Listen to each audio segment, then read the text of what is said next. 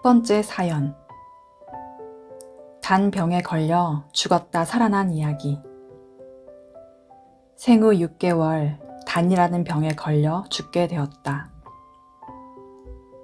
이는 어머니가 몇 번이나 말씀해 주셔서 직접 들은 사연이다. 나는 고향 월명동에 지금 생가기념관이 있는 터에서 1945년 3월 16일 새벽 4시에 태어났다. 태어난 지 6개월쯤 됐을 때 단이라는 병이 와서 온몸이 퉁퉁 붓고 그 붓기가 빠지지 않아 점점 죽어갔다. 결국 젖도 못 먹고 숨도 제대로 못 쉬다가 생후 6개월 만에 어느 날 해가 지고 어두워졌을 때 죽게 되었다. 어머니는 아기 묻을 장소를 봐놓고 들어왔다. 어머니는 아기가 혹시 죽게 되면 밤에 아무도 모르게 갖다 묻으려고 계획하고 묻을 수 있는 장소를 찾으러 초저녁에 집 근처를 돌아다녔다. 지금의 잔디광장 쪽으로 올라가다 보면 우측 골짝, 생가 뒷동산 골짝이 있다. 그 작은 골짝 중간쯤에 묻으려고 한 장소를 봐놓고 어머니는 다시 내려왔다. 당신은 할아버지와 할머니, 그리고 큰아버지와 큰어머니까지 한 초가집에서 같이 살 때였다.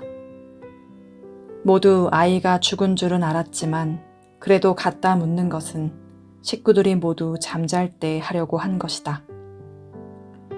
죽은 아기를 묻을 때는 항아리에 아기를 넣고 뚜껑을 덮은 후 땅을 1m쯤 파서 묻는다. 그래서 집으로 돌아온 어머니는 아기가 들어갈 적당한 항아리를 구해다 놓았다. 식구들 모두 잠자는 틈을 타서 아무도 안 볼 때 죽은 아이를 항아리에 넣고 뚜껑을 덮은 후 머리에 이고 가서 미리 봐놓은 장소에 묻으려고 계획한 것이다. 아기를 묻기 전에 어머니는 마지막으로 얼굴 한 번 더 보려고 호디부를 젖혔다. 집으로 돌아온 어머니는 아기를 품에서 놓을 수가 없어 계속 끌어안고 울고 있었다. 저녁 무렵에 외할머니가 오셨다. 아기를 안고 있는 어머니를 보고 외할머니는 죽은 아이를 왜 이렇게 안고 있냐 하시며 할 만큼 했으니 이제 그만 보내주어라 하셨다. 어머니는 흐느끼면서 내 자식을 어찌 내 손으로 묻겠어요 하며 아기를 꼭 안은 채 항아리 옆에서 눈물만 흘리고 있었다. 외할머니는 차마 뭐라고 더 이상 말을 못하시고 지켜만 보시다가 밤 9시가 넘어 아기를 덮어둔 호디부를 그대로 싸서 항아리에 넣으셨다. 어머니는 그 항아리를 끌어안고 한참을 울었다. 그러다 어머니가 죽은 아이의 마지막 얼굴이라도 한 번 더 보고 보내야겠다 생각하고 얼굴 쪽에 호디부를 걷어 젖혔다. 그때 아기 얼굴을 보니 아기가 눈을 떠서 까맣까맣하였다. 어머니는 깜짝 놀랐다. 죽은 아기가 눈을 다시 뜬 것이다. 그래서 즉시 항아리에서 아기를 꺼냈다. 아직 눈은 안 죽었구나. 몸은 차가운데 눈만 살았네. 너도 마지막으로 가면서 어미를 보고 가려고 눈을 떴구나 했다. 이미 아기 온몸이 얼음장이 되었기 때문에 어머니도 아기가 살아날 것을 포기했던 것이다. 다만 마지막으로 가면서 어미 눈을 보고 가려고 잠깐 눈만 살아서 떴다고 생각했다. 하지만 눈이라도 뜨고 있는 아기를 갖다 묻을 수 없으니 눈을 아주 감고 못 뜰 때까지 기다리고 있을 수밖에 없었다. 혹시 다시 살아나려나 하고 애간장을 태우며 쳐다보다가 다시 호디부를 덮어 따뜻한 아랫목에 끌어당겨 놓았다. 그런데 아기가 캑캑하는 소리를 냈다. 어머니는 깜짝 놀라 다시 아기를 들어 품에 안았다. 죽기 전에 눈을 한 번 뜬 것이라고만 생각했는데 미약하지만 숨을 쉬고 있는 것이었다. 어머니는 외할머니를 향해 어머니, 아이가 숨을 쉽니다 했다. 그러자 외할머니는 뭐라고? 정말이냐? 네 정성이 죽은 아이를 살렸나 보다 하시면서 어미 품에 안긴 아기를 보고 기쁨을 감추지 못했다. 어머니는 아기를 따뜻한 아랫목에 눕혀놓고 옆에서 더 상황을 지켜보려고 밤새도록 뜬 눈으로 앉아 있었다. 수시로 호디부를 열어보고 쳐다보니 아이 얼굴에 점점 화색이 돌고 몸도 조금씩 움직이기 시작했다. 새벽까지 계속 지켜보니 아기 얼굴이 따뜻해지고 눈도 떴다. 몸도 곧 차가운 것이 없어지고 따뜻해졌다. 그래서 전날 묻으려 준비했던 항아리는 다시 장독대에 갖다 놓고 하나님이 살려줬구나 하며 그제야 아기가 살겠다는 확신을 갖게 되었다. 더 이상 아무 약도 쓸 수 없으니 일단 상태를 더 지켜보면서 완전히 살아나기만을 밤새도록 기다렸다. 죽은 지 3일 만에 완전히 살아났다. 다음날 오후가 되니 몸의 붓기가 전날보다 빠졌다. 이렇게 3일이 지나는 동안 온몸의 붓기가 모두 다리로 내려가면서 발바닥으로 빠져나갔다. 퉁퉁 부었던 몸이 본래 상태로 돌아왔다.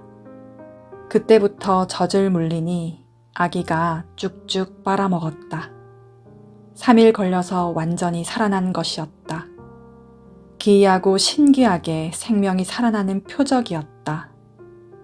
이 이야기를 들은 사람들은 모두 얘는 명이 길다, 하늘이 도왔다, 죽었는데 어찌 살아날 수 있느냐, 천명이구나 라고 말들 하였다. 어찌 다른 특별한 약을 쓴 것도 아닌데 그리 퉁퉁 부은 몸이 3일 만에 붓기가 빠지고 살아날 수 있으랴. 기이하다. 전에는 가진 약을 썼어도 낫지 않았는데 라고 모두 이야기하며 놀라워했다. 하나님이 계획적으로 살려주신 것이다. 아이가 죽었다고 마음 졸이던 어머니를 성령님이 다시 감동시켜 호디부를 걷어보게 하신 것이다. 만일 그러지 않으셨으면 그냥 묻으러 갔을 것이다. 침침한 호롱불에 잘 보이지도 않는데 확인도 않고 항아리를 묻었으면 나는 죽었다. 생각만 해도 섬뜩한 일이다. 어머니는 말씀하시길 그때는 전깃불 시대가 아니고 침침한 호롱불 시대라 호디부를 젖히고 시원찮게 보았으면 눈 뜬 것을 제대로 몰랐을 것이다 하셨다. 그런데 성령님이 어머니를 감동시켜 극진히 사랑하는 마음으로 호디부를 젖히고 자세히 보게 하셨던 것이다. 그래서 어머니는 나에게 뭘 보아도 자세히 보아라 하고 교훈해 주셨다. 사람에 대해서, 물건에 대해서 세밀하게 보아라. 자세하게 보아라. 내가 말하는 것을 자세히 듣고 오해하지 마라 하셨다. 명이 길다고 어머니는 명석이라 이름 지었다. 어머니는 아이를 호적에 올려야 해서 내 이름을 지었는데 죽음에서 살아났다, 명이 길다 하여 이름을 명석이라 지었단다. 웬만하면 이름은 집안 어른들이 지어주는데 내 이름은 어머니가 감동받은 대로 지어서 호적에 올렸다. 역시 하나님이 성령과 함께 어머니를 통해 지어주신 이름이다. 나는 그 후로 무병하게 자랐다고 한다. 이 일이 내가 세상에 와서 맞은 첫 번째 죽음의 고비이고 죽음에서 살아난 첫 번째 사연이다. 사람이 살려주지 아니하고 하나님이 살려주신 것이다. 무병하게 자라서 외할머니가 돌아가시기 전에 하나님을 믿게 해드렸다. 어머니는 이 얘기를 나에게 여러 번을 자세히 해주셨다.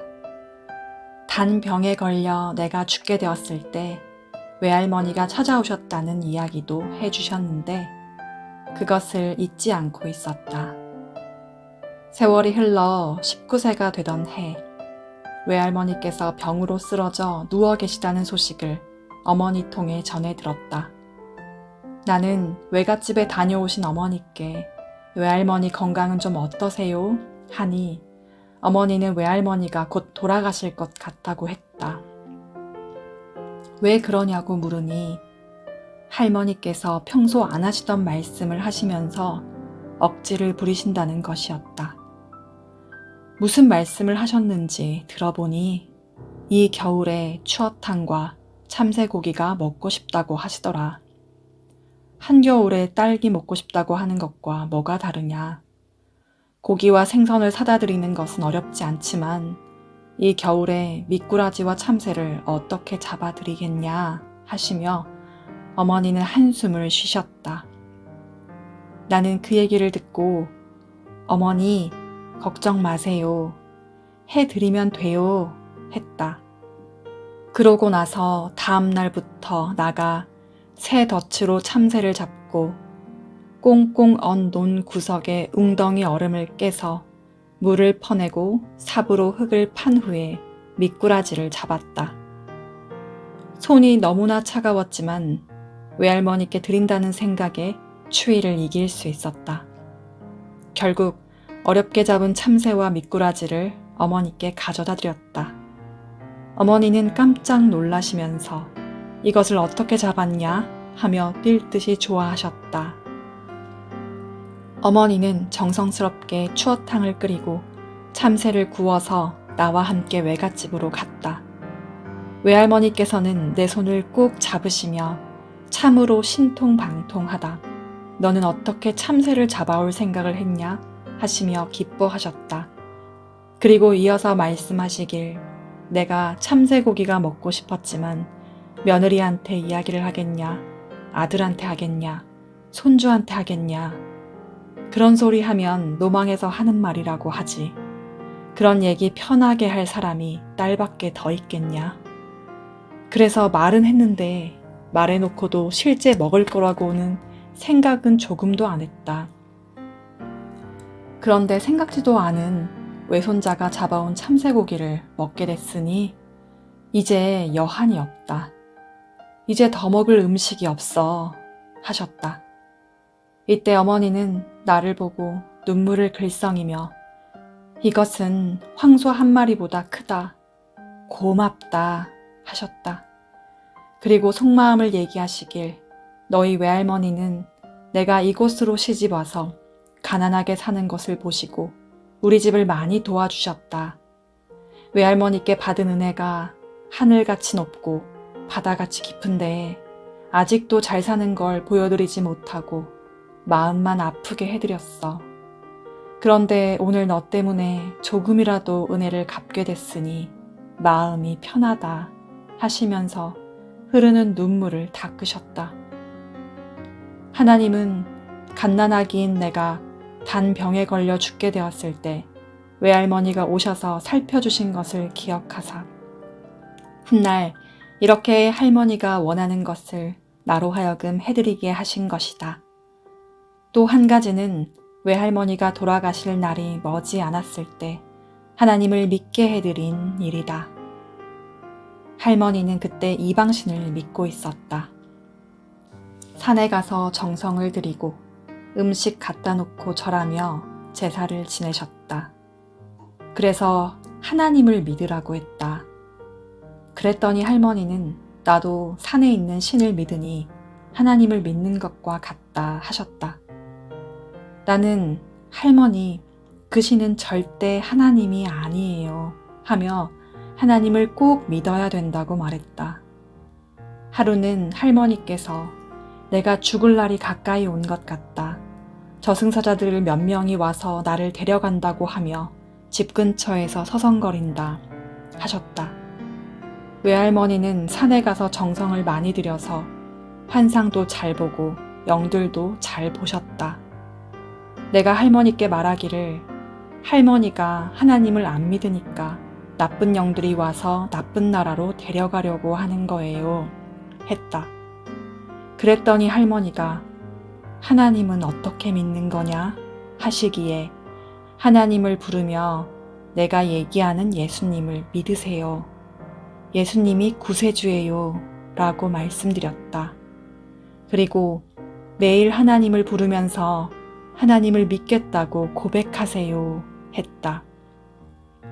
그때부터 외할머니께 성경 얘기도 해드리면서 예수님이 하나님이 보낸 구세주이니 예수님 이름으로 기도도 하고 할머니가 하나님 나라로 가게 해달라고 기도도 하세요. 라고 가르쳐 드렸다.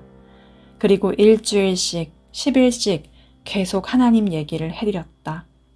천국도 있고 지옥도 있다고 말해주면서 하나님을 믿고 예수님을 믿어야 죽으면 천국으로 가고 안 믿으면 지옥에 가요 라고 가르쳐 드렸다. 그랬더니 할머니가 어느 날 나에게 몸이 뜨겁고 가슴이 뜨거워지면서 그동안 내가 하나님을 안 믿은 것이 죄라고 생각되어 잘못했다고 기도를 했다 라고 말씀하셨다. 성령이 함께하여 성령의 불을 받은 것이다. 그 후부터는 죽음의 저승사자가 안 보이고 하얀 옷을 입은 자들이 왔다고 하셨다. 그래서 내가 그들이 천사예요 라고 가르쳐 드렸다. 이렇게 하여 외할머니는 병석에 누워서 하나님을 믿고 예수님을 믿고 짧은 시간 동안 신앙생활을 하시다가 돌아가셨다. 결국 구원을 받으신 것이다. 어머니가 외할머니를 전도하려고 그렇게 신앙 얘기를 많이 했어도 힘들었다고 하셨는데 내가 병간호하면서 이때가 기회라고 생각하고 전도한 것이다. 이에 어머니는 소원을 이뤘다고 그렇게도 좋아하셨다. 사람은 죽기 전이 그렇게도 중요한 것이다. 영을 살려주면 영원히 살기 때문이다. 내가 단병에 걸려 죽게 되었을 때 외할머니가 와서 어머니를 도와주고 함께 해주셨던 은혜도 할머니가 돌아가시기 전에 구원받게 함으로써 이때 갚은 것이다. 어머니는 늘 나에게 이 말씀을 하셨다. 너 죽었을 때 내 외할머니가 와서 나를 위로해주고 내가 포기하지 못하고 죽은 너를 껴안고 있을 때 같이 슬퍼하면서 도와주시더니 너는 외할머니 돌아가시기 전에 구원받게 하여 그 은혜를 갚아주었다 하셨다.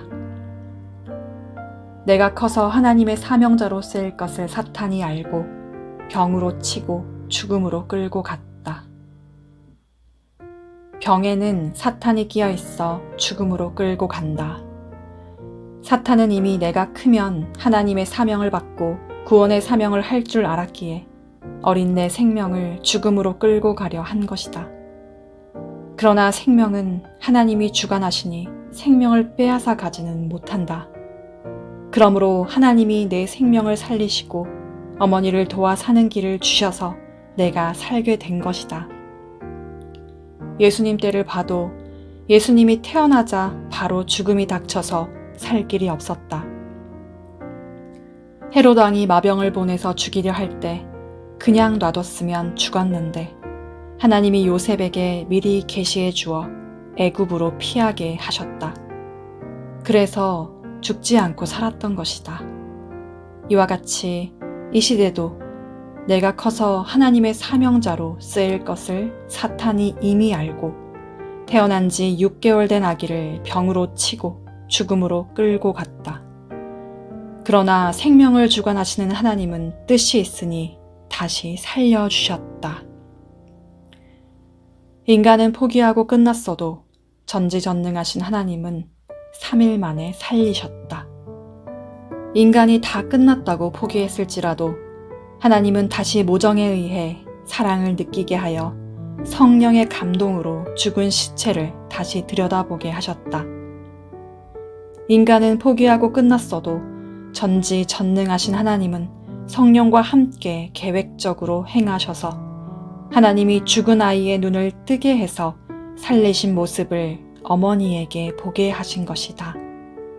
이는 하나님과 성령님이 지켜보시면서 어머니 통해 행하신 일이다. 인간의 모든 생각과 행위가 끝난 다음에 하나님은 그제야 시작하시는 전지전능의 존재자이시다.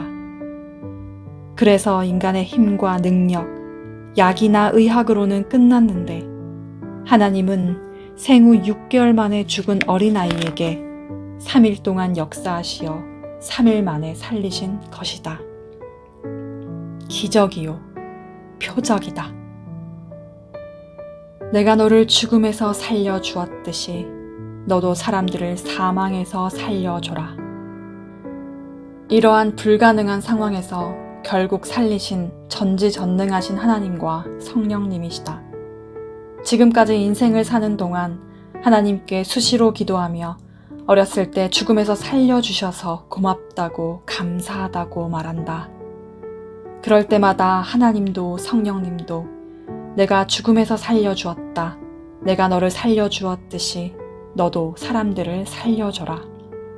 육도 사망에서 살려주고 영도 사망에서 죽은 자들을 살려줘라 하셨다. 영이나 육이 거반 다 죽었어도 다시 확인해보면 실가닥같이 산 생명이 있다.